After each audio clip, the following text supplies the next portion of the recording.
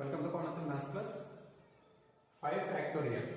5 factorial అంటే మనకి దీన్ని 5 ఇంటూ 4 ఇంటూ 3 ఇంటూ 2 ఇంటూ 1గా రాస్తాం.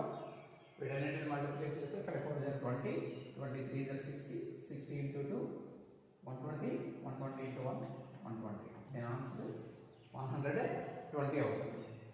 5 డబుల్ ఫ్యాక్టోరియల్ ఉన్నప్పుడు ఏం చేస్తామంటే 2 ఫ్యాక్టోరియల్ ఉన్నాయి కాబట్టి దీన్ని 5 నుంచి 2 మైనస్ చేస్తూ రాస్తూ ఉంటాం. అంటే ఫస్ట్ 5 రాస్తాం, 5 ఇంటూ 5 నుంచి 2 తీస్తే 3, 3 ఇంటూ 3 నుంచి 2 తీస్తే 1. ఈ విధంగా డబుల్ ఫ్యాక్టోరియల్ ఉన్నప్పుడు మనం రాసుకుంటాం. 5 ఇంటూ 3 15, 15 ఇంటూ 1 15 అవుతుంది. అదేవిధంగా ట్రిపుల్ ఫ్యాక్టోరియల్ ఉన్నప్పుడు 3 మైనస్ చేస్తాం. అంటే ముందు 5 రాస్తాం ఇంటూ 5 మైనస్ 3 2గా రాస్తాం. ఇంకా 2 అనేది 2 మైనస్లో ఉండదు, అంటే మైనస్లో రాయండి. 2 వచ్చి 3 ఉండదు, 2తో ఆపేస్తాం. 5 ఇంటూ 2 10గా రాస్తాం. దీని ఆన్సర్ 10 అవుతుంది.